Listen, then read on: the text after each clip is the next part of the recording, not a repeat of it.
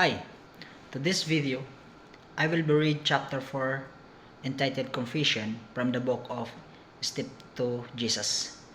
Let's begin.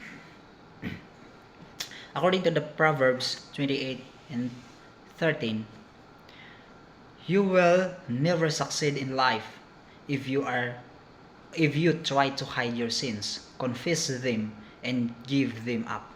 Then give will show mercy to you. The rules for receiving the mercy of God are simple, fair, and reasonable. The Lord does not ask us to do something hard and sinful so that our sins may be forgiven. We do not need to make long, tiring journeys. We cannot pay our sins by suffering. Everyone who confesses his sins and turns away from them will receive mercy. According to the James 5:16, the Apostle James says, confess your faults one to another and pray for the one another that you may be healed. We confess our sins to God, for only He can forgive them. We confess our faults to one another. If we have offended a friend or neighbor, we must admit the wrong. And it is His duty to forgive freely. Then we are to ask God to forgive us. Because the neighbor belongs to God. When we hurt him, we sin against His Creator and Redeemer. We take the case to Jesus Christ, our great high priest. Hebrews 4 verse 15 says, our high priest is not one who cannot feel sympathy for our weaknesses. We have a high priest who was tempted in every way that we are, but did not sin. He is able to wash away every spot of sin. We must humble ourselves before God and admit that we have sinned. This is the first rule for being accepted by God. If we have not repented and humbled ourselves, confessing our sins, we have not truly asked for forgiveness. If we do not hate our sins, we do not truly want to be forgiven, and we do not find the peace of God. If we have not been forgiven for our sins, that only reason if that we are not willing to humble ourselves. We are not willing to follow the rules set forth in the Bible. God has carefully told us what we are to do. We must open our hearts and freely admit we have sinned. We should not do this in a light or careless way, nor should we be forced to do it. We must realize how bad sin is and hate it. If we truly confess, pouring out our hearts to God, He will hear and pity us. According to the Psalm 34:18 says, David wrote, the Lord is nigh unto them that are of a broken heart, and saveth such as be of a contrite spirit. True confession names the sin. It tells exactly what was done. A person may need to confess some sins only to God, or he may need to go to some persons and tell him that he is sorry he has hurt him. He may need to confess some sins in public, but every time a person confesses, he should name the sin of which he is guilty. In the days of Samuel, the people of Israel were not following God. They had lost faith in God and felt He was no longer able to lead them. They did not feel God's power, nor did they trust Him to care for them. They turned away from the great ruler of the universe and asked for a king such as the other nation had. God gave his people a king, but they had many troubles.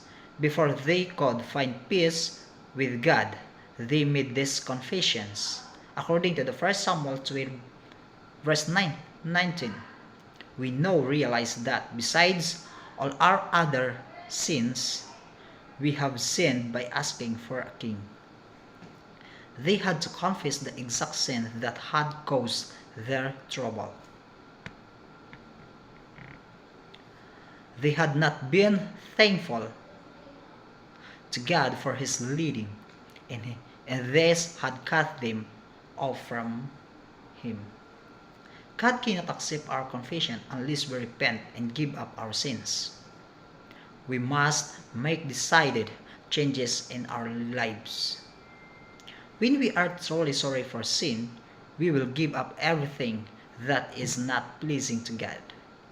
The work that we must do is plainly set before us. According to the Isaiah 1:16-17 says, "Wash yourself clean.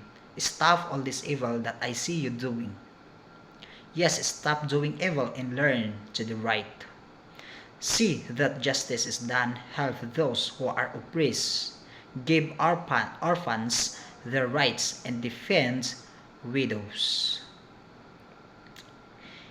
If an evil man, returns the security he took for a loan or gives back what he stole, if he stops sinning and follows the laws that give life, he will not die but live, according to the Ezekiel 33 verse 15. Paul says that the changes take place when a person repents. According to the 2 Corinthians 7:11 says, "See what God did with this sadness of yours. How earnest it has made you. How eager to prove your innocence. Such indignations, such alarm, such feelings, such devotion, such readiness to punish wrongdoing. You have shown yourselves to be without fault in the whole matter." When sin dulls the moral senses, the sinner does not see what is wrong with his character. His sins do not look very bad to him. He is almost blind to them unless the power of the Holy Spirit opens his eyes. A person who is not led by the Holy Spirit is not sincere and is in earnest when he confesses. He excuses his sins. He says he would not have done wrong if certain conditions had been different. After Adam and Eve ate the forbidden fruit, they were ashamed and afraid. At first, their only thought was how to excuse their sins and escape death. When the Lord asked about their sin, Adam blamed God and Eve.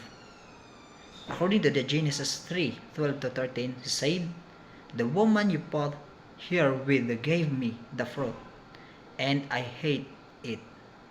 The woman blamed the snake. She said, "The snake tricked me into eating it." She was saying to God, why did you make the snake? Why did you let him come into Eden?" She was excusing herself and blaming God for her sin. The desire to make excuses for one sin comes from Satan and is shared by all people. But confessing by blaming someone else is not God's way, and He will not accept it.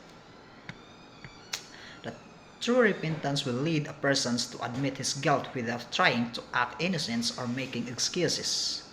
Like the tax collector of whom Jesus spoke, he will pray without even lifting his eyes to heaven.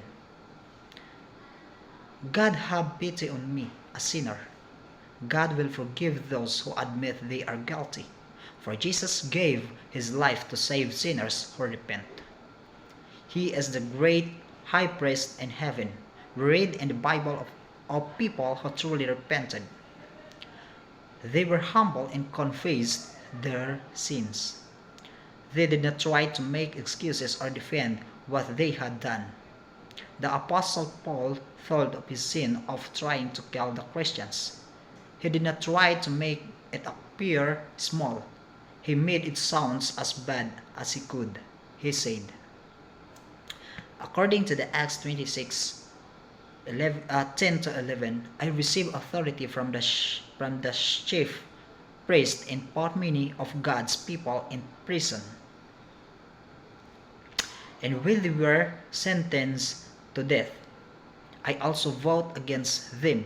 Many times I had them punished in the synagogues and tried to make them deny their faith. I was so furious with them that I even went so far in cities to persecute them. Paul was eager to say, 1 Timothy 11:15, Christ Jesus came into the world to save sinners. I am the worst of them. A broken-hearted person, humbled by the true repentance, will see how much God loves him. He will understand the cost of Calvary. The sinner who is really sorry will confess. He will come to God as freely as a son comes to a loving father. According to John 1 chapter 19, says he will come to God and freely. If we confess our sins to God, he will keep his promise and do what is right. He will forgive us our sins and purify us from all our wrongdoing.